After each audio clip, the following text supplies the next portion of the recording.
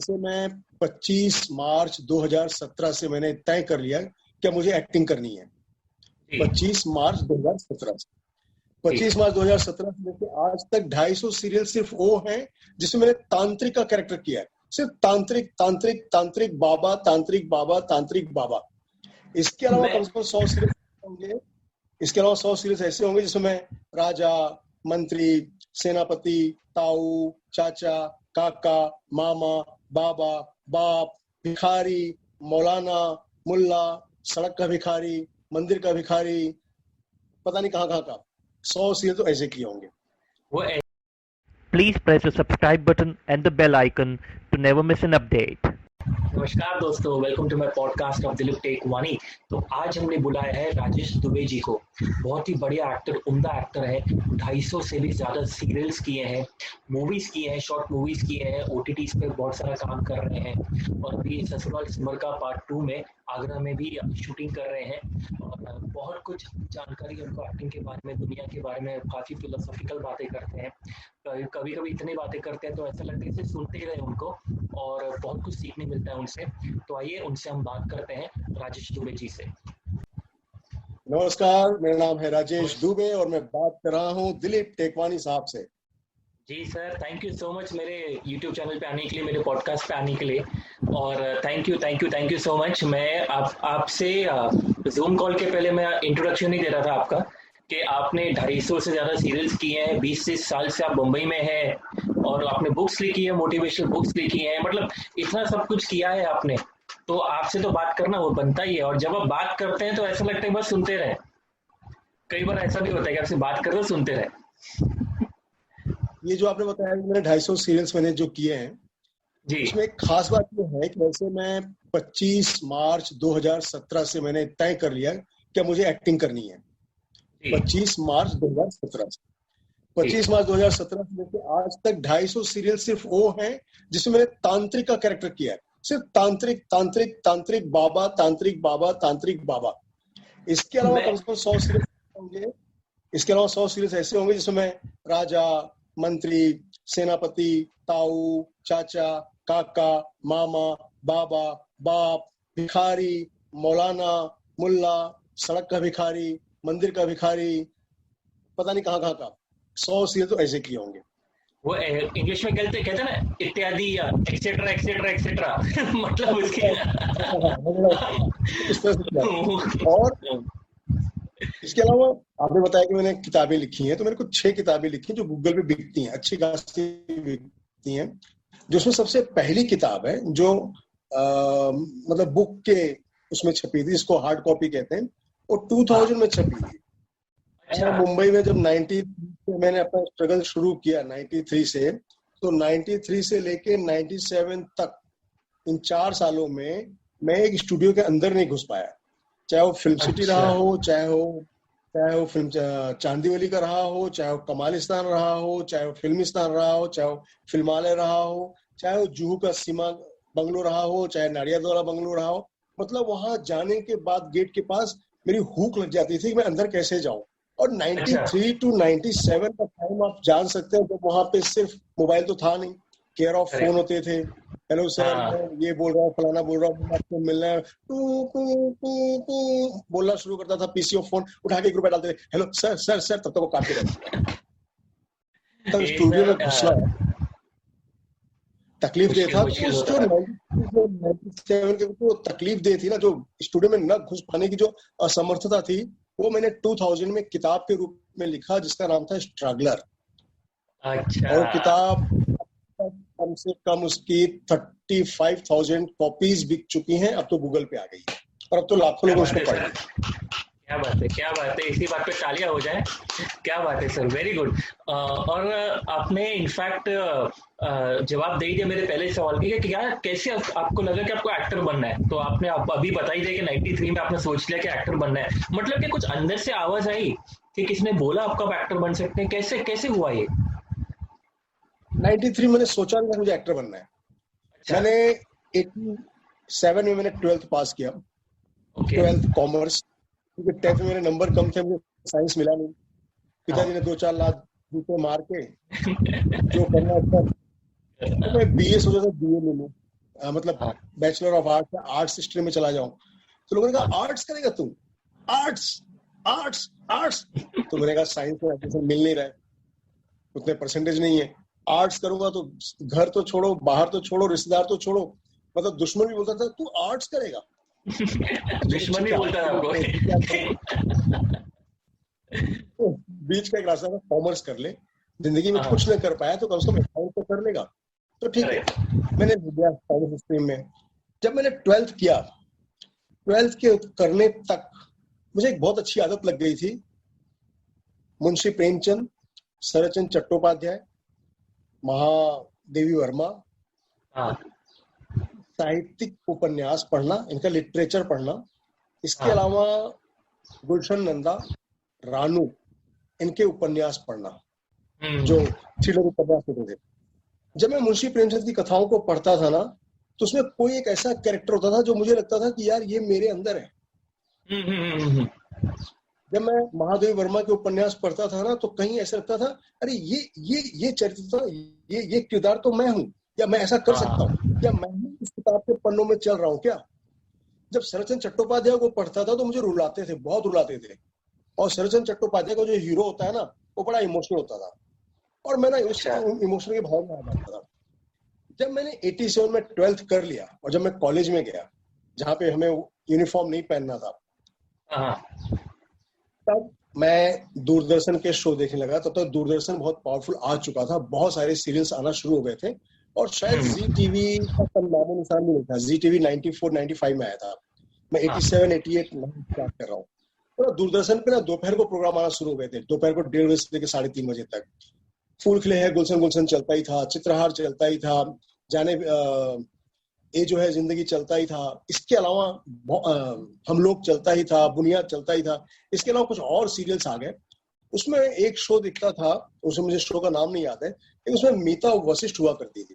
तो ना जब मीता वशिष्ठ जब वो शो करती थी ना, तो उनके ना डायलॉग होते होते वो रो दिया करती थी। उनके जो कैरेक्टर हुआ करता था वो बहुत इमोशनल कैरेक्टर था उनका, तो रो दिया करती थी। वो रोया करती थी ना, तो मैं सोचता था कि ये यार कैसे रो देती हैं बोलते बोलते, ऐसा मुझे भी करना चाहिए। तो मैं ना रोने की प्रैक्टिस करता था बाग बगीचे के कोने में जाके, और वो डायलॉग में रट लिया करता था, और जैसे मीता वशिष्ठ जी बोल के रोया करती थी, मैं वैसे रोने की प्रैक्टिस करता था। फिर धीरे धीरे पल्लवी जोशी का कोई एक शो आया। जब मैं पल्लवी जोशी मैम को देखने लगा, तो उसमें मेरी उम्र यही कुछ ज्यादा नहीं, 19-20 के आसपास थी। तो ना मैं एज्यूम करता था कि काश मैं इनका हीरो होता, काश ये कैरेक्टर जिनके अपोजिट में बंदा कर रहा है वो मैं करता। तो विशाल सिंह नाम के गोल्ड मेडलिस्ट हुआ करते थे एनएसडी के, मैं उनके जैसा सोचता था कि यार इनके जैसे मैं एक्टिंग करूं। फिर गलती से मैंने एक फिल्म देखी कस्तूरी। कस्तूरी में एक एक्टर है साधु मेहर, डॉक्टर श्री राम लागू भी थे उसमें, लेकिन साधु मेहर ने मुझे इतना ज्यादा, मतलब मेरे आत्मा में इस तरह से घुस गए कि मुझे लगा यार मुझे इनके जैसे एक्टर बनना चाहिए। बहुत ज्यादा इंस्पायर कर गया आपको। मतलब साधु मेहर को इंस्पायर कर गया कि भाई मुझे कुछ करना चाहिए। फिर धीरे धीरे जब मैं 20 साल का हुआ, जब मैं ग्रेजुएशन के लास्ट ईयर में आ गया, तो मुझे लगा जिंदगी में क्या करना है। पिताजी बोले नेवी में जाओ, एयरफोर्स में जाओ, आईएएस बनो, पीसीएस बनो, यूपीएससी करो, कुछ नहीं करो तो टीचर बन जाओ। मेरे मन ने कहा ये कुछ नहीं करना है तो कुछ साधु मेहर जैसा बनना है। तब तक जैकी श्रॉफ की फिल्में आना शुरू हो गई, तब तक सुंदर की फिल्में आना शुरू हो गई, तब तक संजत की फिल्में आना शुरू हो गई, तब तक बहुत सारी फिल्में, और 92 में आ गई आशिकी। और आशिकी फिल्म देखने के बाद मुझे लगा कि मेरे को रॉयल रॉय बनना है। हाँ, मैं ही राहुल रॉय हूँ। सासों की जरूरत है ऐसे। और उस फिल्म को आप विश्वास नहीं करोगे, थिएटर में तब उसका टिकट था 3.5 रुपया स्टॉल और 5 रुपया बालकनी। मैंने राहुल रॉय की आशिकी को कम से कम 100-150 बार देख डाला। बाप रे। टेप रिकॉर्डर में कैसेट होता है ना, वो कैसेट डाल के घिस के उस गाने को लगातार मैंने 1.5 साल सुना। जब उसके अंदर का जो रील था ना, वो रील ऐसे चलने से मना कर दिया कि बस अब मैं नहीं चल पाऊंगा। 2 साल उस गाने को गा डाला, और उस गाने को सुनने की वजह से पापा बोलते थे ऐ साला क्या सोचा था, क्या बन गया, 10 साला ऐसे करते करते फिर एक टाइम मैंने तय कर लिया कि एक्टर बनना है। लेकिन याद रखिए 93 से मैंने तैयारी की एक्टर बनने की, और मैं एक्टर बना 2017 में, 2017 में। तो मेरी पूरी जवानी एक्टर बनने में चली गई और मैं एक्टर नहीं बन पाया। ये सबसे बड़ी यूएसपी है मेरी लाइफ। तो बस ये है कि चट्टोपाध्याय, महादेव वर्मा, ये साहित्यिक किताबें पढ़ के, उसमें से कैरेक्टर को देख के और फिर उपन्यास पढ़ के मुझे ऐसा लगा कि मैं एक्टर ही बन सकता हूँ। और फिर मैंने, आप विश्वास नहीं करोगे, एक्टर बनने के लिए मैंने सरकारी नौकरी भी छोड़ दी है, जो मुझे बड़ी आसानी से उस समय मिल रही थी 91, 92 में। मैंने कहा नहीं, मुझे सरकारी नौकरी नहीं करनी है। मुझे अच्छी नौकरी भी मिल रही थी, तब सहारा नया नया आ रहा था, सुब्रत रॉय का सहारा धीरे धीरे पूरे इंडिया में फैल रहा था, और जोनल मैनेजर, रीजनल मैनेजर, फलाना मैनेजर की पोस्ट मिल रही थी, क्योंकि मैं बीकॉम कर चुका था। लेकिन मैंने कहा ना, नौकरी मैं करूंगा तो सिर्फ एक्टिंग करूंगा, और उस एक्टिंग करने के लिए मुझे पूरे 27 साल इंतजार करने पड़े। मुझे लगता है सर इतना समय आपका होमवर्क भी बहुत अच्छा हुआ, इतने सारा चीजें आपने सीखी होंगी, वो आपके एक्टिंग में आपके दिखता है, वो एक्टिंग में कि वो जो सहजपन है, वो जो पॉजेज आप लगाते हो, वो जब बात करते हो तो दिखता है सर। और अभी आपके एक्सपीरियंस के आप जो बता रहे हो उसमें भी कितना दिखता है कि आप कितना आपने देखा, आपने ये एक्टिंग के पूरा इंडस्ट्री के बारे में। 93, 94, 95, 96, 97 4 से 5 साल लग गए स्टूडियो के अंदर घुसने के लिए, क्योंकि मैं अखलाता था सामने वाले से कैसे बोल। हाँ, और वो टाइम ऐसा था कि अंग्रेजी में बात करो भाई, हिंदी में बात करो आपकी वैल्यू नहीं है। My name is Rajesh Dubey. I am a BCom graduate. I want to assist you. I want to become assistant director. ऐसा बोलने के लिए ना मैं रिहर्सल करता था। ये मेरी अपनी कमियां थी। मेरी अपनी कमियां थी, जो मुझे लगता था कि शायद मैं, अच्छा हिंदी मीडियम का पढ़ा हुआ बंदा, और फिर सामने जॉनी बख्शी साहब जिन्होंने शीशा फिल्म लिखी है, जब मैं पहली बार उनसे मेरी मुलाकात हुई तो मैंने उनसे कहा सर, गुड मॉर्निंग सर। तब शाम के 4 बज रहे थे। मैं कहा good morning sir, my name is I want to assist you, I am from UP. मतलब पूरा बायोडाटा से बोल के दे रहा हूँ, और हाथ में चिट भी ले रखा हूँ, पेपर ले रखा हूँ जिसमें मेरा बायोडाटा लिखा हुआ है। जॉनी बख्शी ने कहा हिंदी में बोलो भाई, अंग्रेजी बोलना जरूरी नहीं है। तो धीरे से मेरे को समझ में आया कि मैं अपनी बात अपनी भाषा में क्यों नहीं रख रहा हूँ, मैं क्यों अंग्रेजी में बोल रहा हूँ। तो ये मुझे पहला लेसन वहां मिल गया। इसके बाद स्टूडियो के अंदर घुसना है तो वॉचमैन ऐसे खड़े रहते थे, तो ये मैं डर जाया करता था, और मैं बोलता नहीं कुछ नहीं, और चले जाया करता था। बहुत बाद मुझे मालूम पड़ा तो डरता क्यों है। Are you murderer, are you rapist, are you ठग? नो। फिर क्यों डरता है तू? तेरे पैर में कंपकपी क्यों होती है? तेरे गला सूख क्यों जाता है? तू चोर है क्या? ये कॉन्फिडेंस तब आया। अच्छा, इसके पहले मैं एनएसडी जा चुका था जहां मुझे एडमिशन नहीं मिला, एफटीआईआई जा चुका था जहां मुझे एडमिशन नहीं मिला, बीएनए जा चुका था जहां मुझे एडमिशन नहीं मिला, और मैं इतना सरवाइव करने के लायक नहीं था कि मैं एनएसडी को होल्ड करता, मतलब मैं 1-2 साल रुक जाता, या एक तो उस समय क्या था, प्ले किया हुआ होना बहुत जरूरी था। अब प्ले से तो मेरा दूर दूर तक नाता नहीं था, थिएटर से मेरा कोई नाता नहीं था, ना तब था ना अब है। बस मेरे दिमाग में एक चीज थी कि एक्टर बनना है, एक्टर बनना है, एक्टर बनना है, एक्टर बनना है, बस एक्टर बनना है। ये मैं रिदम में नाचता था, तो कैसे बनना है ये नहीं पता था। इसलिए आज मैं अपने बारे में सोचता हूँ यार, मैं आज एक्टर बनाऊं तो सिर्फ इसलिए बनाऊं क्योंकि मैं मैदान में टिका हूं। अगर मैं मैदान में टिका नहीं होता, मैं एक्टर नहीं होता। तो सबसे बड़ा लेसन मैंने ये सीखा कि तुम मैदान में टिकोगे ना तो तुम टिके रह जाओगे, वरना तुम टिक जाओगे। करेक्ट। मैं एक अंग्रेजी में कहावत है, सर्वाइवल ऑफ द फिटेस्ट। मतलब जो सर्वाइव कर गया, मतलब वो ही फिट है और वो ही टिकेगा, वैसे ही वही टिकेगा। लेकिन फिर उसके बाद 97 के बाद एक ऐसा फेज आया कि मैं असिस्टेंट डायरेक्टर बन गया। अच्छा। और असिस्टेंट डायरेक्टर भी बना तो किसका, बहुत बड़े टीवी के डायरेक्टर गोल्डी आनंद साहब का। अच्छा। तो ना मैं उनका अप्रेंटिसशिप असिस्टेंट बन गया उनका। मतलब असिस्टेंट डायरेक्टर में कहीं नाम नहीं है, और आपको पेमेंट 100 रुपए मिलेगी, वो भी शाम को जब हाथ जोड़ के आप प्रोडक्शन वाले के सामने खड़े रहोगे तो 100 रुपए मिल जाएंगे, वो वाला जहाँ पे आपकी कोई वैल्यू नहीं, कोई औकात नहीं, लेकिन काम आपको सीखने को मिलता है। या अपना फलाना को जाके एक्टर को बुला के ले आ रहे हो, आप फलाना एक्टर को स्क्रिप्ट दे रहे हो, फलाना एक्टर को आप रिहर्सल करते हुए देख रहे हो, फलाना एक्टर को आप ये करते हुए देख रहे हो, वो करते हुए देख रहे हो, उसके नखड़े देख रहे हो, उसके गुस्से को देख रहे हो, उसके प्यार को देख रहे हो, उसके खाने के स्टाइल को देख रहे हो, पैकअप के बाद अपने मारुति 800 में पैक बनाते हुए देख रहे हो। तो ये सब देखते देखते लगा ये अपना ट्रेनिंग चल रहा है एक्टर बनने का। मतलब हमने जो 87-88 में सोचा था एक्टर बनना है, वो हम 97 में ट्रेनिंग ले रहे हैं। और ये ट्रेनिंग, अच्छा दुनिया में हर चीज का टाइम होता है कि भैया ग्रेजुएशन करना है तो 5 साल, फलाना करना है तो 3 साल, फलाना करना है तो 2 साल, क्रैश कोर्स करना है तो 6 महीना, 1 साल। यहाँ ट्रेनिंग का कोई time period, span of time नहीं है। आप करते रहो करते रहो करते रहो करते रहो करते रहो, दया हो गई तो हो जाएगा, नहीं हुआ तो मैं आज भी कई लोगों को देख रहा हूँ जो 97 में स्ट्रगल कर रहे थे, आज भी आदर्श नगर में घूमते हुए मुझे मिल जाते हैं, आज भी। तो मैंने गोल्डी साहब को असिस्ट करना शुरू किया और उसके बाद भी मुझे 27 साल लग गए फुल फ्लेज। आज आप मेरा इंटरव्यू ले रहे हैं एक्टर के नाते, इस पोजीशन पे पहुंचने में 27 साल लग गए। लेकिन सर, जहाँ तक मेरी जानकारी, हम 2-3 बार मिले हैं पर्सनली, लेकिन कभी हमने इतना डिटेल में कभी बात ही नहीं किया। और मैंने आपके पहले भी कुछ इंटरव्यूज देखे हैं, इतना डिटेल में आपने कभी बताया नहीं है शायद किसी को, इतनी पूरी बड़ी कहानी आपकी। मैं दरअसल क्या है, 97 से जब मैंने गोल्डी साहब को असिस्ट किया, उसके बाद मैंने सोहेल ततारी साहब को असिस्ट किया, उसके बाद बालाजी में 4 साल तक, क्योंकि सास भी कभी बहू थी, मैं एज ए शेड्यूलर काम करता था। 4 साल तक आर्टिस्टों की डेट संभालना, आर्टिस्टों को कॉल टाइम देना, शेड्यूल बनाना, गड़बड़ हो रही है तो उसको कैसे संभालना, फिर प्रोड्यूसर को भी इन्फॉर्म करना, चैनल को भी इन्फॉर्म करना, एडिट को भी हैंडल करना, इसके बाद प्रोडक्शन को भी हैंडल करना। उस सब में मतलब अच्छा खासा 4 साल मैंने वो काम किया। फिर उसके बाद 4 साल तक मैंने कुमकुम जैसे शो को संभाला, प्रोडक्शन में काम किया।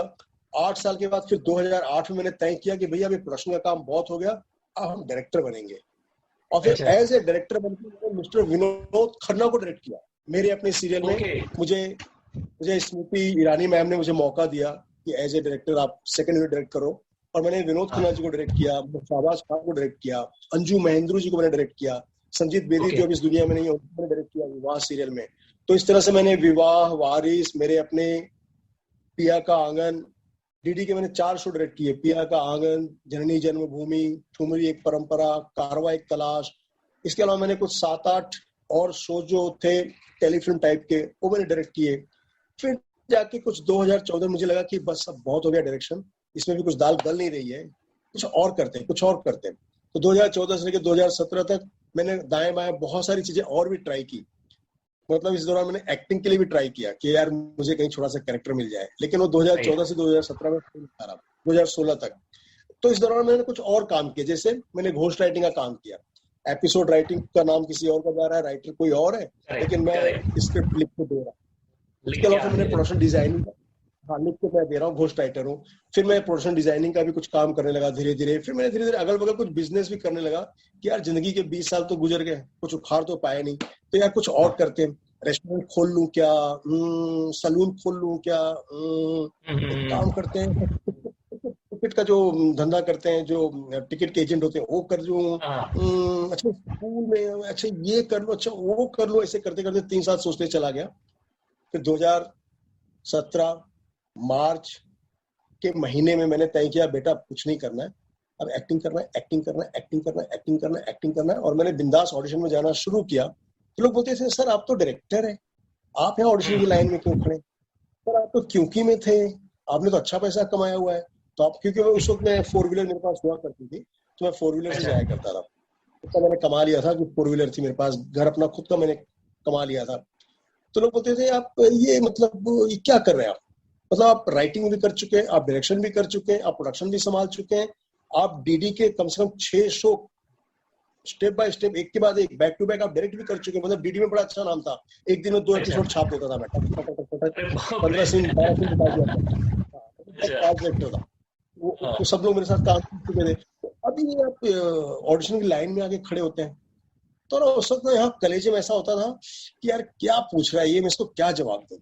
लेकिन जब मुझे 25 मार्च 2017 को प्यार तूने क्या किया एसएल विजन का शो था जो जिंग टीवी पे आता था, मुझे एक सरपंच का कैरेक्टर मिला। अच्छा। और मैं ऐसे ही कास्ट हो गया। और जब मैं जाके सेट पे ऐसे एज ए एक्टर बैठता हूँ रिहर्सल के लिए, सामने डायरेक्टर साहब है, वो कहते हैं और दुबे जी सब छोड़ छाड़ के एक्टर बन गए क्या? ऐसा लगा जैसे ना। उन्होंने फिर एक और बात बोली, कुछ नहीं कर पाया तो एक्टिंग में अब आ गए क्या? तब ऐसे लगा कि जैसे मेरे ऊपर ना किसी ने ना टट्टी फेंक दिया हो यार, ये क्या। लेकिन ना उस वक्त ना मैंने किसी तरह से परफॉर्म किया, क्लोजअप में मैं हकला भी गया। किसी तरह एक दिन का शूट निकल गया और जस्ट दूसरे दिन मेरे को ना जय संतोषी माँ में कैरेक्टर मिल गया। 3 दिन का शूट। मैं जब वहां सुबह शूट पे जा रहा था तो मुझे ऐसा लग रहा था जैसे मैं अपनी मैयत में जा रहा हूँ। यार मैं क्या करने जा रहा हूँ? फिर वहां कोई मिलेगा, फिर वो यही कहेगा, अरे दुबे जी आपने तो ये शो डायरेक्ट किया, वो शो डायरेक्ट किया, विनोद खन्ना को डायरेक्ट किया, स्मृति ईरानी मैम ने आपको डायरेक्टर बनाया था, एकता कपूर के आप बालाजी शो 4 साल तक संभाले क्योंकि साज कभी होती। अभी क्या कर रहे हो आप? या मतलब ऐसा होता ऐसा होता था कि ये क्या कर रहे हो आप, मतलब आप जूनियर से काम कर रहे हो क्या? ऐसा कहने वाले कह देते थे। तो ना मैं सुबह जब शूट पे जाया करता था शुरू के 2-4 दिन, मुझे लगता था मैं अपनी मैयत में जा रहा हूँ और मेरी मैयत मेरे कंधे पर है। लेकिन जब 2-4 दिन मैंने शूट कर लिया और जब मैं पर्दे पे, टीवी के पर्दे पे दिखने लगा, और जो लोग मुझे नहीं जानते थे, मेरे रिश्तेदारों में जो पिछले 25 साल से मेरा नाम नहीं लेते थे, जब उनके फोन आने लगे, हेलो राजेश, आज हमने आपको देखा बाजीराव मस्तानी में, आज हमने आपको देखा पेशवा बाजीराव में, आज हमने आपको देखा क्राइम पेट्रोल में, आज हमने आपको यहाँ देखा वहां देखा। कौन? मैं मौसा हूँ तुम्हारा, मेरठ वाला मौसा बोल रहा। मेरठ वाला मौसा मेरी जिंदगी में कभी मेरे स्क्रिप्ट में था ही नहीं। फिर धीरे धीरे मुझे पता चलने लगा कि फेसबुक पे बहुत सारे लोग, वेरी नाइस, आप ये कर रहे हो, वो कर रहे हो। फिर जब 2-4 बार लोगों ने मेरे साथ सेल्फी ली ना, तो मैंने कहा ये अब कर डालो। और तब से लेके अब तक 350 सीरियल्स में कैमियो कर रहा हूँ और पहली बार ससुराल सिमरका में एक रेगुलर कैरेक्टर कर रहा हूँ, पहली बार। और इस दौरान तो फिर मुझे 4 फिल्में मिल गई जिसमें 2 रिलीज भी हो गई, अभी 4 रिलीज भी होनी है। एक फिल्म तो मैंने आपके साथ भी कर ली है जी। तो मतलब वो तो है। तो फिर मैंने बहुत लंबा रखा क्योंकि मेरे पास दूसरा कोई रास्ता नहीं था। मेरे सामने एक ही रास्ता था कि यही करना है या मरना है। लेकिन एक चीज जो मैंने अपने साथ संभाल के रखी, फैमिली रिस्पॉन्सिबिलिटी, जो मेरी जिम्मेदारियां थी, जो मेरा उत्तरदायित्व था, जो मेरा कर्तव्य था परिवार के प्रति, उससे मैं बिल्कुल नहीं टिका। उससे मैं नहीं टिका। उसके लिए मैंने अमूल बटर भी बेचे हैं, उसके लिए मैंने किताबों के अनुवाद का भी काम किया है, उसके लिए मैंने लोकल ट्रेन में किताबें बेची हैं, उसके लिए मैंने किसी मारवाड़ी के यहाँ जाके उसकी दुकान में नौकरी की है, और उसके लिए मैंने किसी के यहाँ स्पॉट बॉय तक का भी काम किया है परिवार को पालने के लिए। लेकिन मैं इंडस्ट्री को छोड़ के नहीं गया। इंडस्ट्री को छोड़ के नहीं गया। मैंने कहा मरना है तो इसे मुंबई के किसी शमशान घाट में ही चलना है। मतलब बहुत फैसिनेटिंग है सर आपकी ये पूरी स्ट्रगल वाली स्टोरी, कि इतना सब कुछ ना माँ बाप ने डिस्करेज करने से लेके आज तक आप देखेंगे तो एक पूरी की पूरी लगता है 4 पार्ट में एक मूवी बन सकती है। ठीक है, कम से कम 9-10 घंटे की इतना बड़ा। लेकिन कभी आप डिमोटिवेट नहीं हुए? मतलब ये सब इसमें कभी डिमोटिवेट? दरअसल ना मैं कभी कभी ना थोड़ा सा जब इसे थक जाया करता था ना, हार जाया करता था, डर जाया करता था, तो मैं अपना ये जुहू के समुद्र तट पे जाके बैठ जाया करता था। अच्छा। और वहां बैठ के मैं सोचता था कि यार ये लहरें आती हैं फिर चली जाती हैं, फिर आती हैं फिर चली जाती हैं, फिर आती हैं फिर चली जाती हैं। मैं अपनी औकात क्या लहरों जैसी है क्या, आना जाना? मैं लहर नहीं हूँ, मैं सागर हूँ। सागर जहां हूँ वहीं सदियों से पड़ा हूँ और आगे सदियों तक पड़ा रहूंगा। मुझे लहर नहीं बनना है कि आना जाना, मैं सागर हूँ। ये मैं सोचता था और मैंने अपनी नॉवेल में लिखा है स्ट्रगलर में कि मुझे समंदर की लहर न समझो, मैं सागर हूँ। एक बार मैं जहां आ गया हूँ तो यहीं पे लोग आएंगे मेरे किनारे, और आज लोग मेरे किनारे आते भी हैं, ऐसी बात नहीं है। अभी मैंने मतलब 4 दिन पहले मैं आगरा में शूट कर रहा था ना, मतलब आगरा मैंने 20 दिन शूट किया। उस 20 दिनों में मेरे साथ कम से कम 100-150 लोगों ने सेल्फी ली। तब मुझे लगा अगर मैं लहरों की तरफ चला गया होता तो फिर क्या होता, कुछ नहीं होता। लेकिन मैं सागर बना हुआ तो लोग आ रहे हैं मेरे पास। वही sir, survival out of fittest आप अब तक टिके हुए हैं ना, वही आप इतना मोटिवेट कर रहे हैं। या आज मुझे मेरे व्यूअर्स भी बहुत मोटिवेट हो जाएंगे जी। सर्वाइवल का मैंने एक चीज ऐसा रखा हुआ था कि ना मैं भूखा मरूंगा ना मैं अपने परिवार को भूखा रखूंगा। मेरी बीवी मेरे बच्चे मैंने अपने साथ रखा जी। मैं जब मतलब मैंने ऐसे ऐसे काम किए हैं ईमानदारी वाले कि पूछो मत। जब चिल्लर की बहुत तंगी होती थी ना, बहुत चिल्लर नहीं हुआ करते थे लोगों के पास, तो किसी को 95 रुपीज दो तो हमें 100 रुपए देता था। तो मैंने चिल्लर का भी धंधा मैंने चिल्लर का भी धंधा कर लिया। मैं ऐसे दिन भर में 1000-2000 चिल्लर दे के दुकान वालों से 5-5 रुपए ले लेता था एक्स्ट्रा। तो दिन भर में अगर 100-200 भी आ गए ना तो दाल रोटी सब्जी आ जाती थी। मैंने अमूल बटर भी बेचा है। मैं घाटकोपर यही घाटकोपर, और आज भी मेरे साथ वो घाटकोपर से मैं एक दुकान से अमूल बटर उठाता था 10 पैकेट 20 पैकेट, वो 22 रुपए के होते थे, उसमें 25 रुपए का जितने पाव भाजी गाड़ियां होती थी वो जा जाके वहां दिया करता था। और शाम को 4 बजे निकल के रात के 9-10 बजे तक मेरे पास 100-150-200 रुपए आ जाते थे। मतलब रोटी के लिए ना मैं कभी लाचार नहीं हुआ। मतलब घर में दाल चावल सब्जी बननी है, और वो शाकाहारी है तो ज्यादा टेंशन भी नहीं है कि मटन आना है, वो सब बचपन से नहीं खाया ना आज तक खाया। तो घर में दाल रोटी सब्जी जो अन्नपूर्णा देवी की कृपा होती थी इतना हो ही जाया करता था। मतलब एक टाइम ऐसा भी है कि मैंने कमीशन पे टिकट भी बेचे हैं। मतलब मैं जाके वीटी में लाइन लगाता था सुबह, जब ये बात है 2002-3 की, कि जाके सुबह 4 बजे लाइन लगा दिया करता था, 6 टिकट निकाल लिया करता था, हर टिकट के ऊपर 100 रुपए कमा लेता था, और उसके बाद दिन में स्ट्रगल करता था। मैं क्योंकि मैं कुछ भी कर रहा था। आपने ठान तो लिया था कि आप एक्टर ही बनेंगे, लेकिन छोटे मोटे काम फिर भी कर रहे थे फॉर द सर्वाइवल। हाँ, छोटे मोटे काम, मतलब जैसे मेरे को, क्योंकि फिल्म लाइन में ना लगातार काम नहीं मिलता। आप कहीं असिस्टेंट डायरेक्टर है तो अब उसके पास काम नहीं है तो क्या करोगे?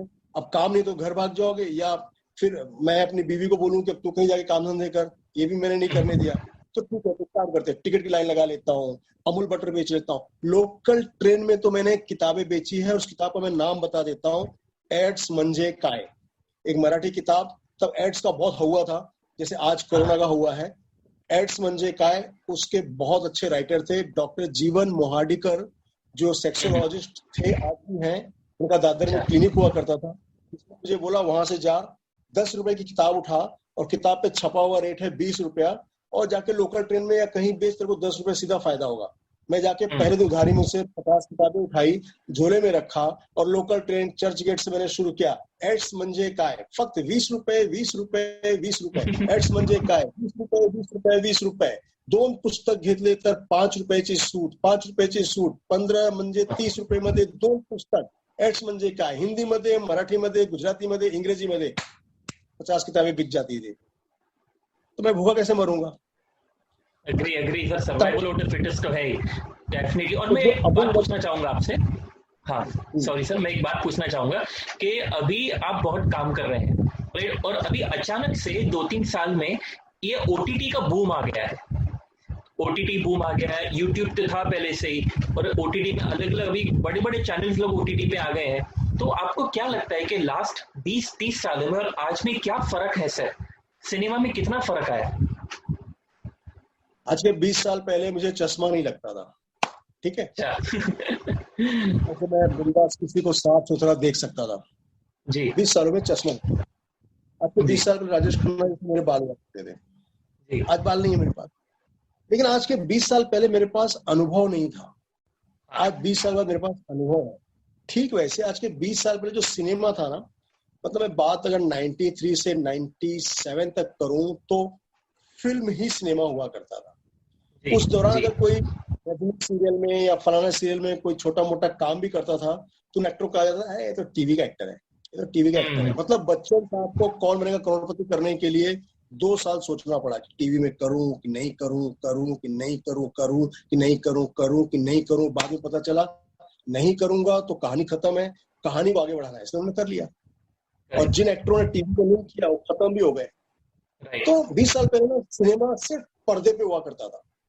उसके बाद जब जी आया, और जी के आने का उसमें बहुत सारे शोज आए, फिर उसके बाद सोनी आ गया, फिर उसके बाद फलाना आ गया, डिम्का आ गया, टीवी सीरियल्स हिट होने लगे। और खास करके क्योंकि सास भी बहुत ही वक्त की रफ्तार, फलाना डिम्का, तो ना फिर टीवी बूम हो गया। फिर लोग ना टीवी से नहीं सोचे कि टीवी में अच्छा काम मिलना चाहिए। तो फिर ये हुआ कि सिनेमा खत्म हो जाएगा यार, अब तो लोग सब चीज टीवी में है, 24 घंटे टीवी चल रहा है, तो सिनेमा देखने कौन जाएगा, पर्दे पे कौन जाएगा देखने, 100 रुपए टिकट 5 रुपए टिकट कौन लेने जाएगा। तो सिनेमा ने अपने आप को बदला, उसने सिंगल स्क्रीन से हटा के अपने आप को मल्टीप्लेक्स बनाया। उसके जो पर्दा ऐसे 35 का हुआ करता था उसको 70 का बनाया, उसका जो साउंड स्टूडियो टाइप का हुआ करता था वो 5.1 हुआ, फिर डोल्बी हुआ, पता नहीं क्या क्या हुआ। इसके बाद ना वो मल्टीप्लेक्स हो गया, समोसे ऐसे, पॉपकॉर्न ऐसे, ये ऐसे, वो ऐसे, और फिल्मों के बनने की विधा भी कुछ ऐसी हुई कि नहीं यार ये पिक्चर तो पर्दे पे देखनी चाहिए। तो सिनेमा ने अपने को सर्वाइव किया कि टीवी कहीं मुझे खा न जाए। जब महाभारत चलता था, रामायण चलता था, तो रोड पे ट्रैफिक 0 हो जाता था, कोई गाड़ी नहीं चलती था, भाई महाभारत चलता। दोपहर को जब सुबह 11 बजे महाभारत शुरू होता था तो बिल्कुल सड़क सूनी हो जाती थी, और सुबह 9 से 12 का मैटिनी शो खत्म हो गया था, 12 से 3 का शो खत्म हो गया था, 3 बजे के बाद सिनेमा पर्दे में फिल्में आती थी। मतलब टीवी इतना बड़ा हुआ था, तो सिनेमा ने अपने आप को बचा लिया। और फिर टीवी हैवी हो गया, फिर धीरे धीरे 10 सालों में डेली सोप में वही सास वही बहू, वही सास वही बहू, वही सास वही बहू, वही सास वही बहू, तो कहानियां चेंज होने लगी। क्या आए, टीवी भी खुद खत्म होने लगा कि अब खत्म हो जाऊंगा मैं, क्या करें, क्योंकि वही सास वही बहू, वही रामायण वही भारत, कुछ अलग हो, कुछ और अलग हो, कुछ अलग हो। तो आ गया क्राइम पेट्रोल। तो क्राइम पेट्रोल ने पूरी फिजा को चेंज कर दिया। अब लोग क्राइम पेट्रोल देखने लगे, और फिर क्राइम पेट्रोल आते आते आते आते सब कुछ चलते चलते फिर आ गया कोरोना। कोरोना ने आपकी शूटिंग, ये वो, सिनेमा सबको ठंडा कर दिया। अब क्या करना है, क्योंकि अब क्राइम पेट्रोल भी देख देख के लोग बोर हो गए, भैया वही गुलशन पांडे जी आ रहे हैं इंस्पेक्टर में, वही सेम 4 लोग आ रहे हैं, वही वही वही वही वही वही बस वेब सीरीज आ गई। और फिर वेब सीरीज आते आते राजेश दुबे भी आ गया। अगर ये वेब सीरीज नहीं आता तो राजेश दुबे भी नहीं आता। तो जो होता है अच्छे के लिए होता है। तो मैं समझता हूँ कि मुझे मौका देने के लिए वेब सीरीज आ गया, और वेब सीरीज में मैं काफी काम करूँ। तो चीजें ना बदलती रहती है, जैसे आपका दूसरी कक्षा, तीसरी कक्षा, 10वीं कक्षा, graduate, post graduate, PhD, degree लेते रहते हो ना, वैसे ही मैं पिछले 20 सालों में, 27 सालों में इस इंडस्ट्री को चेंज होते हुए देख रहा हूँ, और मैं बहुत बारीकी से देख रहा हूँ। मैं उस कमालिस्तान को देखा करता था जहाँ पे 3 शिफ्टों में शूटिंग हुआ करती थी। आज देखता हूँ उस कमालिस्तान के बाहर दरवाजे पे कुत्ते बैठ के भौं भौं करते रहते हैं। जिस फिल्मालय और फिल्मिस्तान को मैं देखा करता था, अब उस फिल्मालय में मल्टीप्लेक्स बिल्डिंग बन गई है, और फिल्मिस्तान के बाहर आज भी 4 भिखारी बैठ के भीख मांगते रहते हैं। मतलब अब वो सब खत्म हो, लेकिन उसकी जगह नए नए ऑडिशन, नए नए चीजें आ गई। जैसे अब नायगांव में बड़े बड़े स्टूडियो बन गए। मुझे अच्छी तरह याद है जब मैं पहली बार मुकेश दुग्गल की फिल्म गोपी किशन का क्लाइमेक्स देखने के लिए जब मैं चांदीवली जा रहा था, तो चांदीवली के हालात वैसे ही थे जैसे आज नायगांव में सुबह 7 के शिफ्ट में जाता हूँ साइना स्टूडियो, तो वैसे ही चांदीवली के हालात आज 27 पहले बिल्कुल वैसे ही थे। आज नायगांव में वही हालत है, और आज के 25 साल बाद जब हम पालघर के आगे शूट करेंगे तो हालात वही होंगे। मतलब बच्चा वैसे ही पैदा होगा और धीरे धीरे ग्रो करेगा। तो सिनेमा भी ऐसे ही ग्रो करता गया, टीवी भी ऐसे ही ग्रो करता गया, वेब सीरीज वैसे ही ग्रो कर रहा है। लेकिन वेब सीरीज की जो मैं हालत अब देख रहा हूँ, सेम रिपीट हो रहा है। अब आगे क्या होगा ये मेरी इमेजिनेशन के बाहर है, लेकिन होगा जरूर कुछ, क्योंकि ये सिनेमा, ये ख्वाहिश, ये सपने कभी मरने वाले नहीं। एग्री। और मेरा लास्ट सवाल ये इंटरव्यू का मैं पूछना चाहूंगा, कभी जैसे कोरोना का ये महामारी चल रही है, तो एस्पायरिंग एक्टर्स को, एग्जिस्टिंग एक्टर्स को, मेरे व्यूअर्स को कुछ मैसेज देना चाहेंगे इसे, ताकि वो मोटिवेट रहे, हमेशा घर पे बैठे, क्या करें? कोरोना शुरू हुआ तो लोगों ने मास्क लगाने के लिए बोलना शुरू किया, मास्क लगाओ। लगातार 1-2 महीना मास्क लगाने के बाद मुझे लगा कि हमने कितना पाप किया है कि हमें अपना मुंह छिपाना पड़ रहा है ना? कितना पाप किया है। अभी मास्क तब लगाता है डॉक्टर, मास्क तब लगाता है जब वो ऑपरेशन करता है। सफाई कर्मचारी मास्क तब लगाता है जब गंदगी साफ करता है। इसके अलावा डाकू मास्क तब लगाते हैं जब वो कहीं लूटने जाते हैं। इसके अलावा मास्क तो मेरे ख्याल से दुल्हन नकाब तब करती है जब वो कहीं लाज लज्जा में रहती है। आज सबको मास्क लगाना जरूरी है। मतलब हमने कितने गलत काम किए, हम अपना मुंह छिपा रहे हैं। दूसरा, हाथ धोते रहो। हमने भोजन में इस तरह से खाना खाना शुरू कर दिया था कि हमने टिश्यू पेपर में हाथ पोंछना शुरू कर दिया था, हाथ धोने की जरूरत नहीं पड़ी थी। लेकिन हमारे हाथ में इतने गुनाह आ गए, इतने गुनाह हमने इस हाथों से कर डाले कि हमें हाथ धोना पड़ रहा है। हमने अपनी एक आदत बना ली थी कई सालों से कि हम जिसके गले मिलते थे उसकी पीठ में खंजर भोंक दिया करते थे। तो कोरोना ने कहा गले मिलने की जरूरत नहीं, 2 गज दूर रहो, 6 फीट दूर रहो, क्योंकि लोगों का एक दूसरे को भरोसा हट गया था। तो मैंने कोरोना को पॉजिटिव लिया कि हमें मुंह छिपाना पड़ रहा है, हमें हाथ धोना पड़ रहा है, हमें किसी को खंजर न मारना पड़े, इससे दूर जाना पड़ रहा है। और अक्सर पहले हुआ करता था कि लोग जब तरक्की करते थे तो घर छोड़ दिया करते थे, परिवार छोड़ दिया करते थे। आज बोला जाता है भाई घर में रहो, बिना मतलब के बाहर ना निकलो। तो मैं कोरोना को ना पॉजिटिव लेता हूँ, बिल्कुल पॉजिटिव ले रहा हूँ, क्योंकि इस दुनिया में बहुत कुछ पाप बढ़ गया था। खास करके वो पाप मैं देखता था कि सड़क पे जो कुत्ते घूमते थे उनके पैर जख्मी होते थे। क्यों जख्मी होते थे? कि किसी ने ऐसे ही पत्थर मार दिया, किसी ने ऐसे ही डंडा मार दिया और बेचारा एक पैर लगड़ा होकर घूमता रहता था। मैं ऐसे मुर्गियों की गाड़ियां देखा करता था, मुर्गी की गाड़ी भगी चली जा रही है और उसके पीछे मुर्गियां लटक रही हैं, उनको लग रहा है, कट रहे हैं। कभी कभी मुझे लगता था कि इनके ऊपर दया कौन करेगा, तो कोरोना उनके ऊपर दया करने आ गया। मैं इसको पॉजिटिव ले रहा हूँ। अब मैं ये सोच रहा हूँ कि समय हमेशा एक सा नहीं रहता। मैं 93 से 97 स्टूडियो में नहीं घुस पाया, लेकिन 97 के बाद मेरा बसेरा स्टूडियो के अंदर ही हो गया। मैंने स्टूडियो के अंदर ही बैठ के शूटिंग की और आज मैं पर्दे पे दिख रहा हूँ, मैं टीवी पे दिख रहा हूँ। समय एक सा नहीं रहता। कोरोना भी आज नहीं तो कल खत्म हो जाएगा। उसके बाद क्या?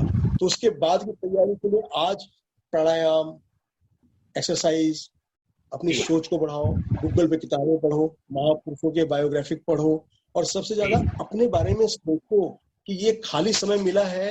खाली का उल्टा पढ़ो तो लिखा, क्या लिखा जा सकता है। मैं हर शब्दों का उल्टा पढ़ने की मेरी आदत बचपन से है कि किसी का भला करो तो लाभ होता है, खाली बैठे हो तो कुछ करते रहो। तो अगर आप खाली बैठे हो ना तो लिखो, मतलब लिखो। अगर आप लिख सकते हो तो कुछ लिखो, ब्लॉग्स लिखो।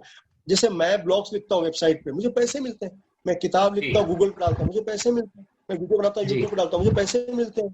मुझे यूट्यूब से पैसे आ रहे हैं, वेबसाइट से पैसे आ रहे हैं, मुझे सब जगह से पैसे आ रहे हैं। तो ये मैं मेहनत कर रहा हूँ ना, तो ये मेहनत करो, मेहनत करो, मेहनत करो और करते करते करते करते आगे निकल जाओगे। अब ये मत सोचो कि नहीं यार कोरोना है, बर्बाद है, ये है। हाँ ठीक है, रेंट नहीं दे पा रहे हो, कोई बात नहीं। रेंट नहीं दे पा रहे हो ना, तो कोई आगे गन तो नहीं मार रहा है ना। जरा ऊंचे से कहीं नीचे चले जाओ। राजा हरिश्चंद्र को भी ऊपर से नीचे जाना पड़ा था, है ना। एक टाइम में तो अर्जुन को भी पीछे जाना पड़ा, तो एक टाइम में राम को भी पेड़ का आड़ लेना पड़ा था। तो एक बार आपको एक कदम पीछे, 2 कदम पीछे जाओ, लेकिन जब उसके बाद आप रन करोगे ना तो एक नई ऊर्जा के साथ रन करोगे, एक नए गोल के साथ रन करोगे। मेरा कहने का मतलब है कि अवसादग्रस्त मत हो जाओ, डिप्रेशन में मत जाओ, क्योंकि डिप्रेशन में जाओगे आपका कुछ नहीं बिगड़ने वाला, बहुत बिगड़ेगा। आपकी बॉडी सिस्टम का बिगड़ने वाला है और जब बॉडी सिस्टम बिगड़ेगी आप ही खत्म हो जाओगे। जब आप ही नहीं रहोगे तो घंटा कुछ नहीं उखाड़ पाओगे। अपने को मजबूत रखो, जो कहा जाए वो करो, गर्म पानी पियो, मास्क लगाओ, लोगों से दूर रहो, व्यायाम करो, प्राणायाम करो और जो भी भगवान को मानते हो उनके सामने रोज सुबह हाथ जोड़ के 5 मिनट से यही कहो, थैंक यू कि आपने हमें बचा रखा है। ये कहना बहुत जरूरी है कि भगवान तेरा लाख लाख धन्यवाद कि तूने हमें बचा रखा। मैं यही कहता हूँ। तो मैं तो ये कहता हूँ आपका प्रश्न। अच्छा, आखिरी पॉइंट में आपके पूछने वाली चीज मैं बता दूं कि इस कोरोना में सबसे ज्यादा मैंने क्या किया अपने लिए। मैंने देखा कि यार मुझे बाबा के काम थोड़ी करने, मुझे तो साउथ का विलेन बनना है। मैंने अपना पेट कम किया, एक्सरसाइज शुरू कर दी। मुझे साउथ का विलेन बनना है। मैंने तमिल बोलना थोड़ा थोड़ा, रोम्बो रोम्बो तमिल बोलना सीख लिया, थोड़ा कन्नड़ बोलना सीख लिया, थोड़ा मलयालम बोलना सीख लिया। रैपिडेक्स उठाओ, रैपिडेक्स डाउनलोड करो। मैंने थोड़ा थोड़ा बंगाली सीख लिया।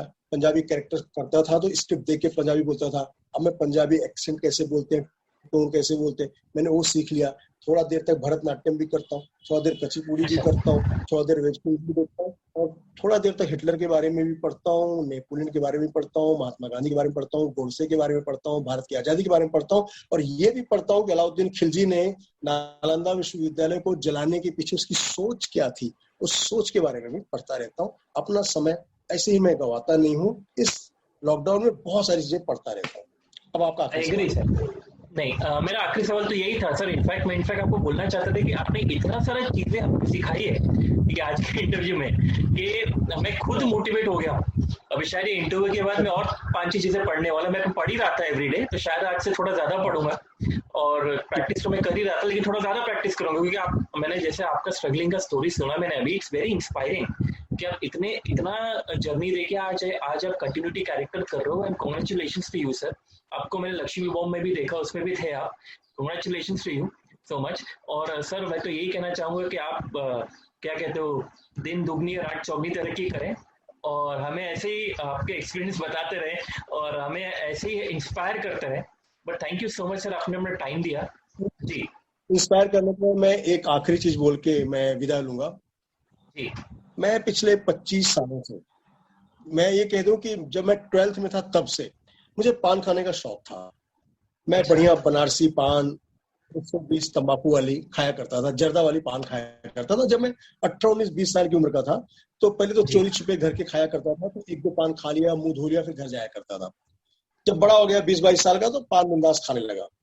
जब मैं स्ट्रगल करता था, पैसे खाने के लिए नहीं होते थे, तो भी 1 पान में खा लिया करता था दिन में, किसी तरह एडजस्ट करके पैसे बचा के। तो यार घाट ऊपर से अंधेरे में पैदल चला जाऊंगा और सिंगदाना खा लूंगा और पान खा लूंगा और गन्ने का जूस पी लूंगा।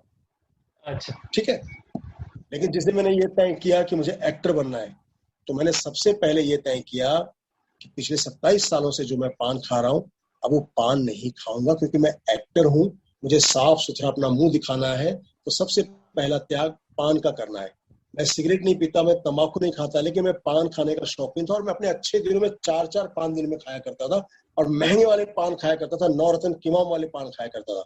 लेकिन एक्टर बनने के दिन जब मैंने तय किया मुझे सिर्फ एक्टिंग करनी है, तो मैंने संकल्प लिया कि अब मैं पान नहीं खाऊंगा, नहीं खाऊंगा, नहीं खाऊंगा। और जिस दिन मैं पान खाऊं तो मेरे भगवान, मेरी एक्टिंग तो मुझसे छीन लेना। जब इस तरह का आप कोई संकल्प लेंगे जो आपको बहुत प्रिय है, और जब उसका आप त्याग करेंगे, तो भगवान को भी झुकना पड़ता है। और भगवान ने एक दिन मेरे सपने में आके बोला कि बेटा तूने पान छोड़ दिया और आज 3.5 साल हो गए तूने 1 पान नहीं खाया, जा मैं भी वादा करता हूँ तुझे ऑस्कर लिए बिना मरने नहीं दूंगा। और मैं ऑस्कर लूंगा। ये मेरा क्या बात है। Definitely I wish you all the best आपको ऑस्कर के लिए। इनफैक्ट और मैं भी चाहूंगा कि हम वापस में और भी ज्यादा काम करें। 1-2 बार तो हम मिले हैं, काम किए हैं, और होपफुली आगे भी हम लोग काम करेंगे। और thank you so much sir आने के लिए, आपने बहुत इंस्पायर किया।